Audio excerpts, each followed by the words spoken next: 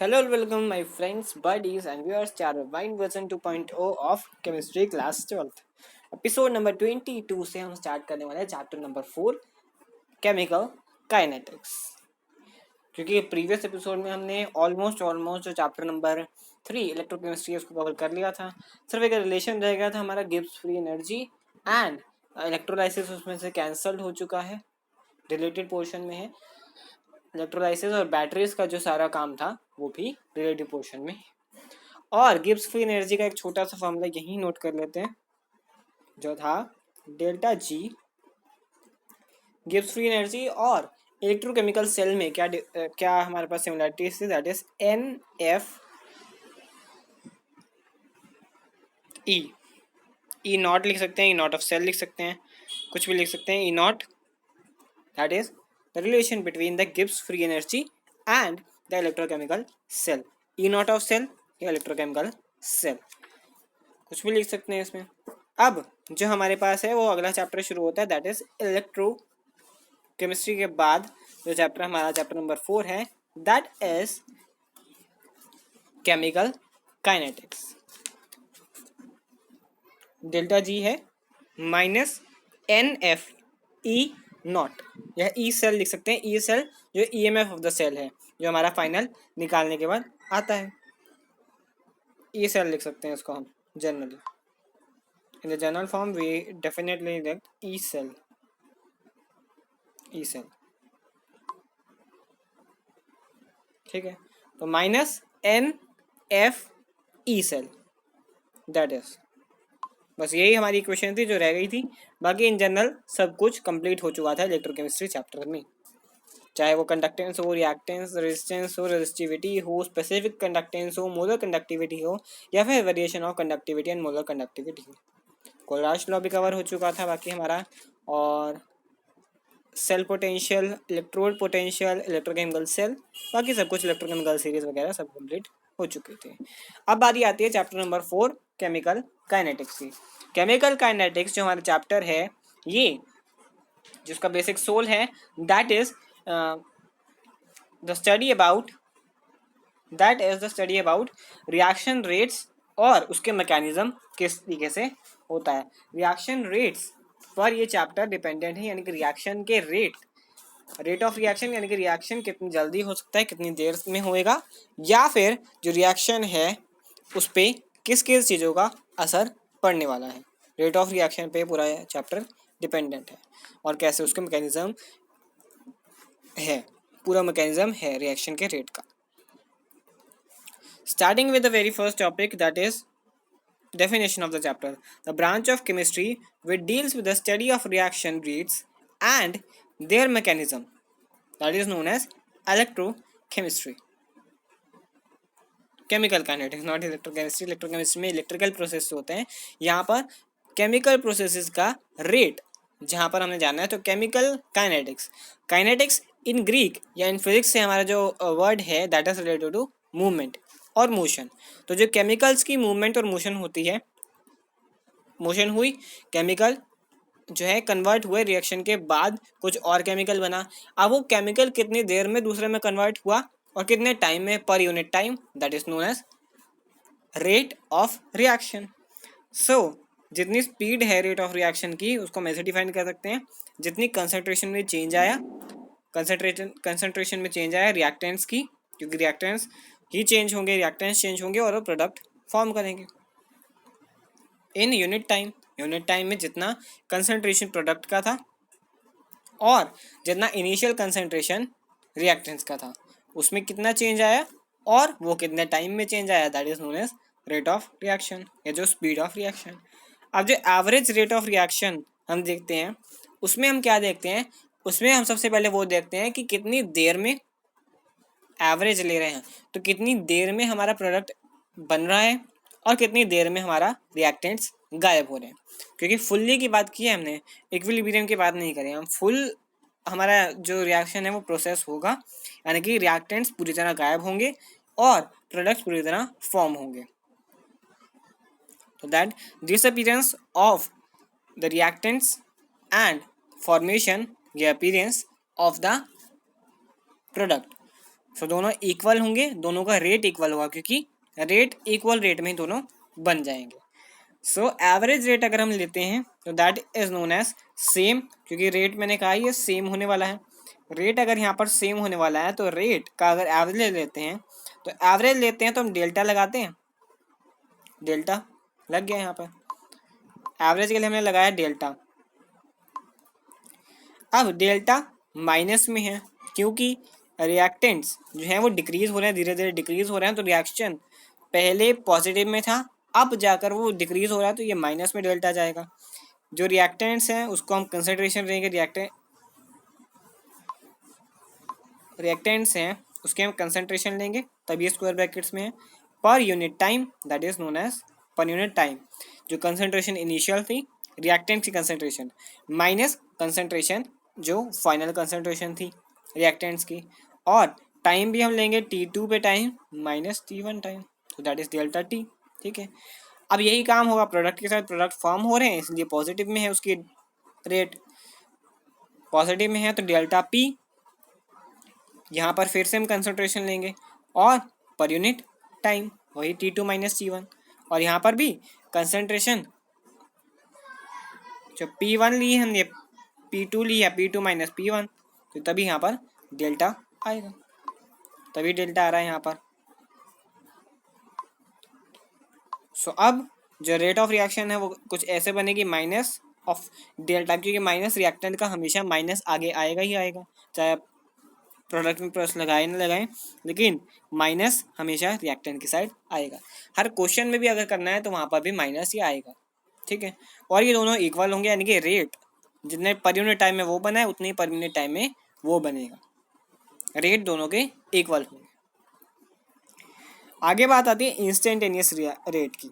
Instantaneous rate का सबसे पहला मतलब एक पर्टिकुलर इंस्टेंस पर, यानी कि time approaches to zero, delta T जो है वो अप्रोचेस टू जीरो, यानी कि बिल्कुल एट अ सिंगल इंस्टेंस पर हमारा कितना रेट है रिएक्शन का, वो हम निकालेंगे इंस्टेंटेनियस रेट ऑफ रिएक्शन से। अब जो रेट है इंस्टेंटेनियस है तो हम डी बाई डी टी करेंगे of the concentration of reactants, ये भी माइनस में रहेगी, और इज इक्वल टू में रेट रखेंगे हम, या जो डी बाई डी टी करेंगे कंसंट्रेशन प्रोडक्ट का करेंगे, ये रहने वाला पॉजिटिव में जैसे कि ऊपर रहा। तो दोनों के दोनों रिएक्शन सेम है, वहाँ पर हमने लिया डेल्टा, यहाँ पर लिया डी बाई डी टी, तो डी बाई डी टी भी वही है सेम, क्योंकि डी टी से हम डिवाइड कर रहे हैं तो वही हमारा रेट निकल आएगा। ये भी होगा नेगेटिव में जहाँ पर रिएक्टेंट की साइड है, और यहाँ पर ये भी होगा पॉजिटिव में जहाँ पर प्रोडक्ट की साइड है। ये पहले ही कहा है कि जो डेल्टा टी है वो अप्रोचेस टू जीरो, यानी कि at a single instance, at a single second पर जो हमारा at a single time instant अभी जो है वो रेट ऑफ रिएक्शन कितना है वो एट अ सिंगल इंस्टेंस पर हम निकाल पाएंगे फ्रॉम दैट फॉर्मूला। यूनिट्स क्या होते हैं रेट ऑफ रिएक्शन के, दैट इज मोल पर लीटर पर सेकेंड, मोल पर लीटर पर सेकेंड, क्योंकि मोल कंसंट्रेशन है, लीटर मोल पर लीटर की कंसंट्रेशन होती है, मोल पर लीटर में हम लिखते हैं दैट इज कंसंट्रेशन मोल पर लीटर, और सेकेंड इसलिए क्योंकि टाइम है, और time at a single instance पर है तो हम सेकेंड्स में लेंगे, 1 सेकेंड 2 सेकेंड 5 सेकेंड 10 सेकेंड, वो हम उसके हिसाब से लेने वाले हैं। यूनिट्स ऐसे हैं। अब आती है रेट ऑफ रिएक्शन किस किस चीज़ों पर डिपेंड करता है। रेट ऑफ रिएक्शन किस किस चीज़ों पर डिपेंड करता है। रेट ऑफ रिएक्शन यहाँ पर डिपेंड करेगा एक्सटर्नल कंडीशन पर, लाइक हमारी कंसंट्रेशन कैसी है, टेम्परेचर कैसा है, कैटालिस्ट कैसा है, सरफेस एरिया रिएक्टेंस का कैसा है। सो यहाँ पर सबसे पहले आता है हमारे पास कंसंट्रेशन। तो कंसंट्रेशन अगर हम देखना चाहें तो कंसंट्रेशन पर हमारा जो रेट ऑफ रिएक्शन है वो कैसा बिहेव करेगा।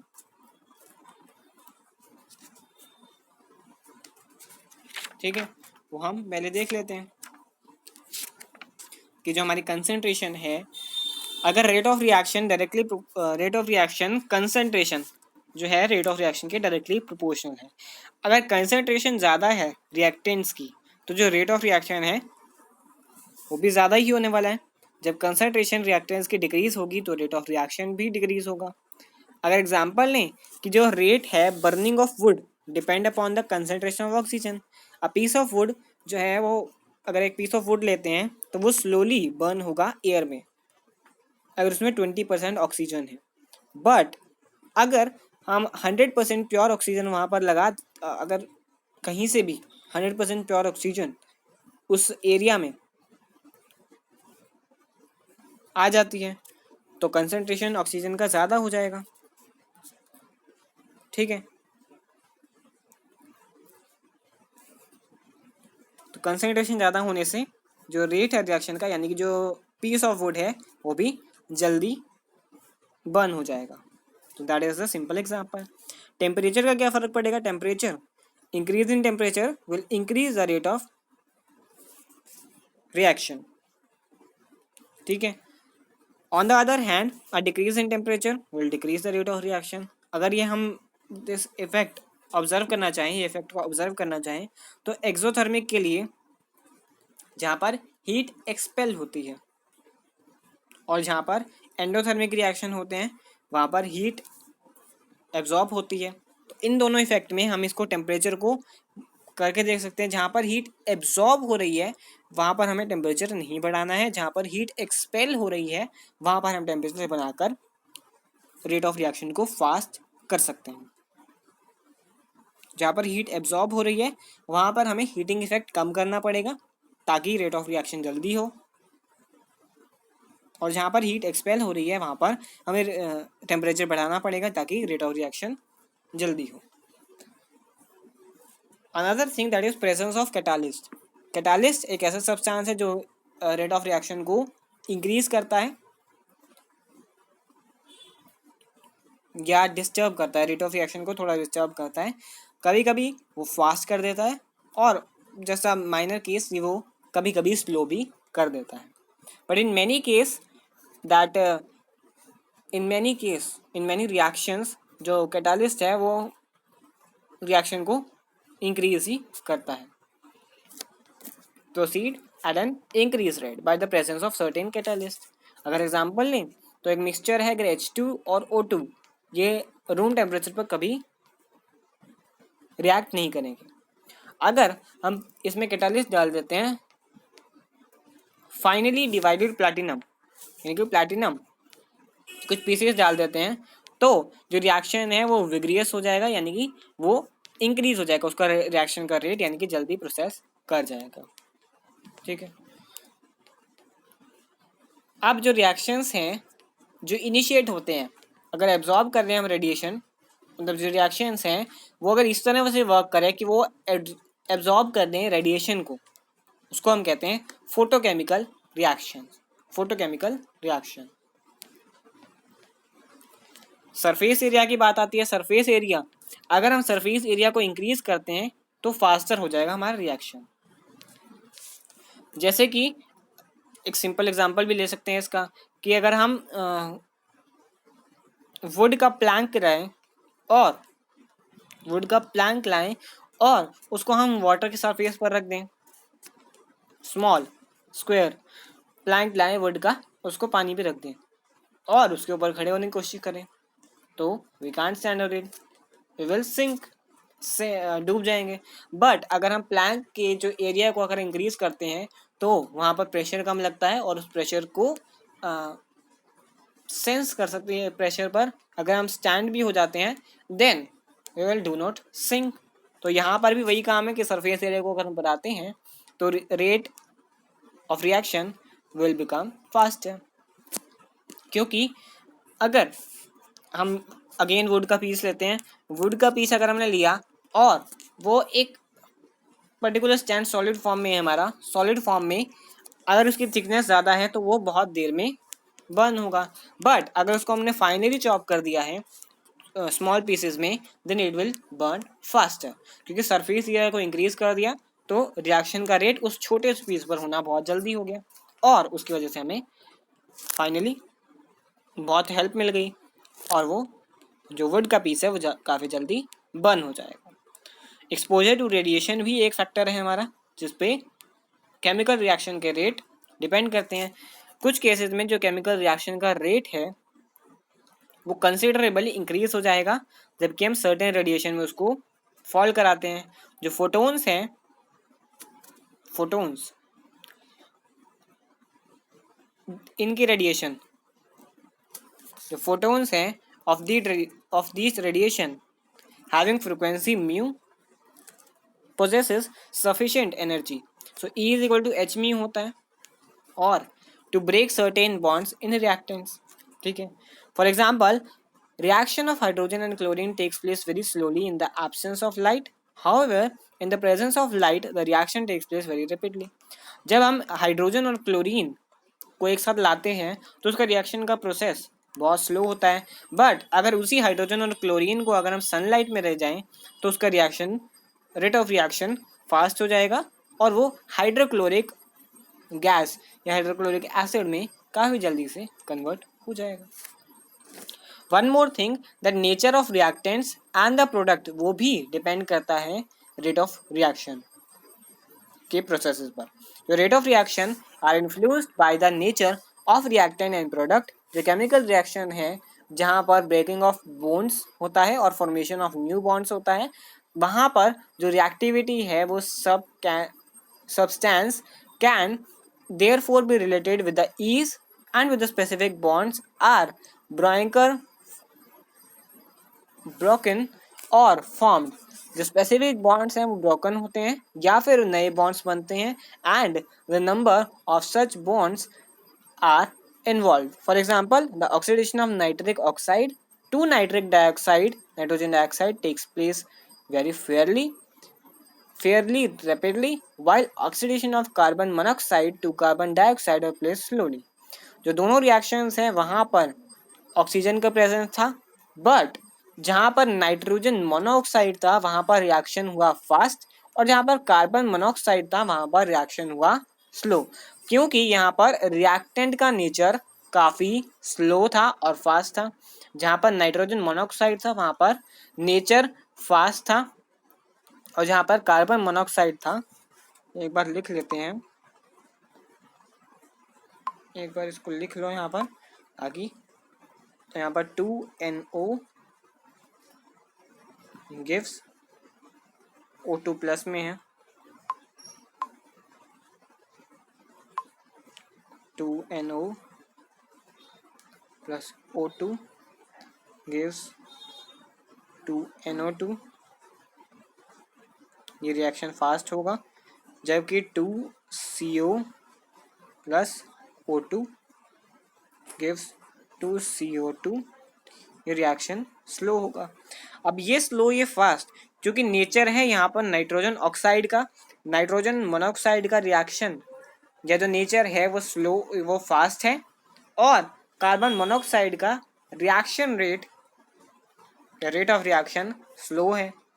जो the these two reactions, the reacting species appear to be very similar, but still they differ in reaction rates। अब यहाँ पर जो आता है dependence of reaction rate on concentration, जहाँ पर रेट लॉ का एक्सप्रेशन आएगा, रेट लॉ, जो कि अगली वीडियो में करेंगे हम, क्योंकि इस वीडियो में अभी काफ़ी कुछ पहले बताना बाकी है उसके लिए। रेट लॉ जहाँ पर मोलर कंडक्टिविटी के साथ मोलर कंसंट्रेशन के साथ इसका रिएक्शन आता है, मोलर कंसंट्रेशन जो रिएक्टेंट्स की है उसके साथ इसका रिलेशन आएगा। इसी वजह से हम लॉ ऑफ मास एक्शन और characteristics of rate constant plus में जो डिफरेंस है between rate of reaction and reaction rate constant and rate law expression, उसको हम नेक्स्ट वीडियो में कवर करने की बिल्कुल कोशिश करेंगे। सो एपिसोड नंबर 23 में हम इस चैप्टर के जो अभी टॉपिक्स डिस्कस किए उसको हम नेक्स्ट वीडियो में कवर करेंगे, नेक्स्ट एपिसोड में कवर करेंगे।